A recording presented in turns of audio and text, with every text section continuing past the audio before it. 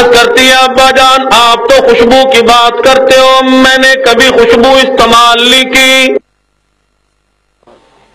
میں کبھی گھر سے باہر نہیں گئی، مجھے مارکیٹ کا پتہ نہیں، دکان کا پتہ نہیں، مجھے پتہ نہیں عطر کہاں ملتا ہے، میں نے کبھی کسی سے منگوایا نہیں، میں نے کبھی عطر استعمال ہی نہیں کیا۔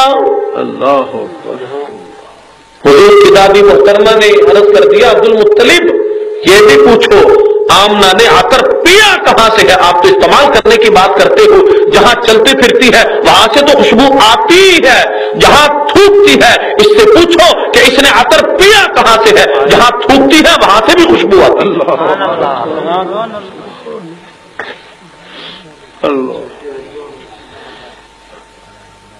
سیدہ آمنہ نے رونا شروع کر دیا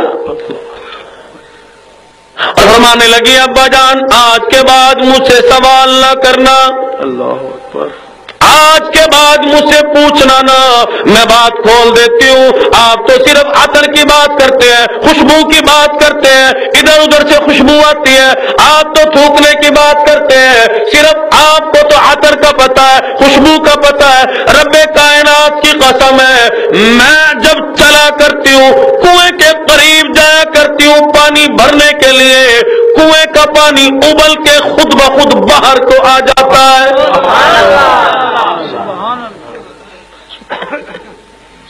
ابا جان آج کے بعد سوال نہ کرنا، اگر میں آپ کو کچھ اور بتاؤں آپ مجھے دیوانی کہو گے، مستانی کہو گے۔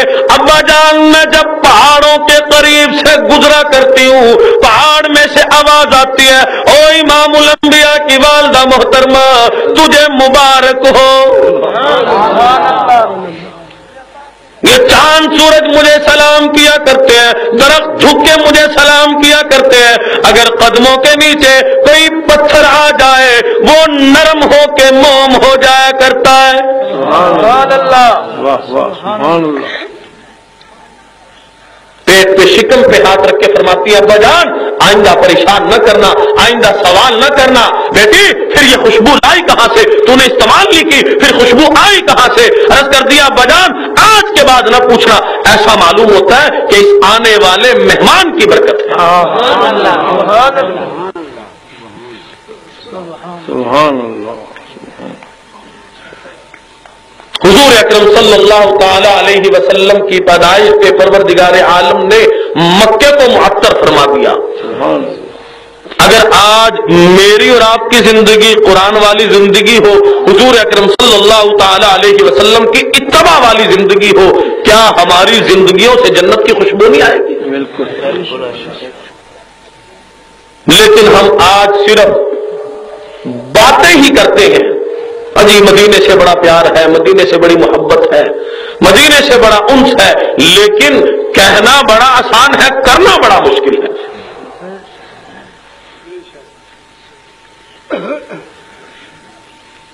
قاضی احسان احمد شجابادی رحمت اللہ علیہ کہتے ہیں کہ ہم ایک سال حج کو گئے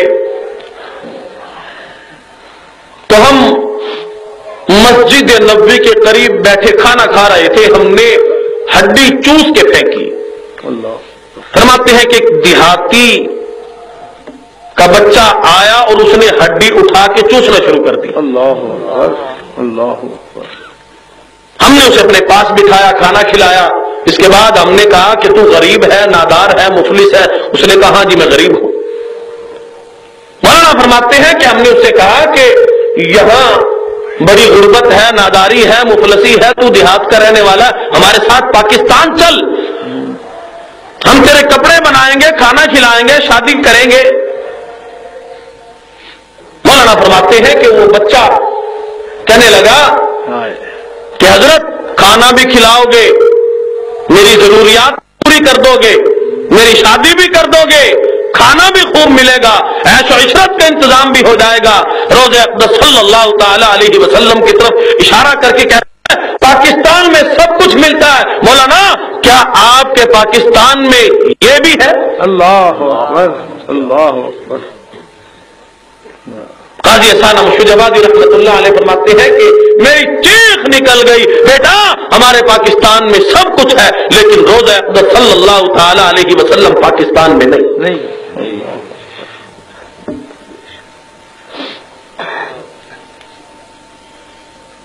شیخ العربی والعجم مولانا حسین احمد مدنی رحمت اللہ علیہ کی ذات اقدس ہے، ایسی ہستی کا میں نے آپ حضرات کے سامنے ذکر خیر کیا، 1-2 برس نہیں، عرصہ 2 عرصہ نہیں، 18 برس تک روضہ اقدس صلی اللہ تعالی علیہ وسلم کی جالیوں کے سائے تلے بیٹھ کے حدیث مبارکہ پڑھائی ہے۔ سبحان اللہ۔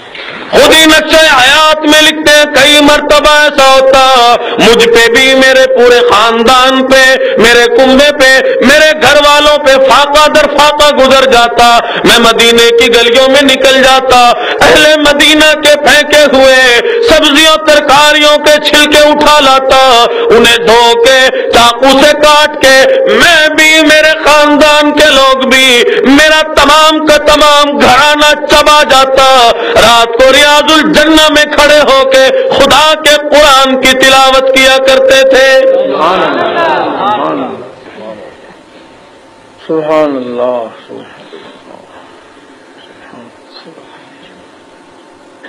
امام مالک رحمت اللہ علیہ کو لوگوں نے دیکھا، میرے اکابر نے مدینہ کا کتنا بڑا ادب کر کے دکھایا، کتنا بڑا احترام کر کے دکھایا۔ کبھی امام مالک رحمت اللہ علیہ نے مدینے میں جوتا استعمال نہیں کیا۔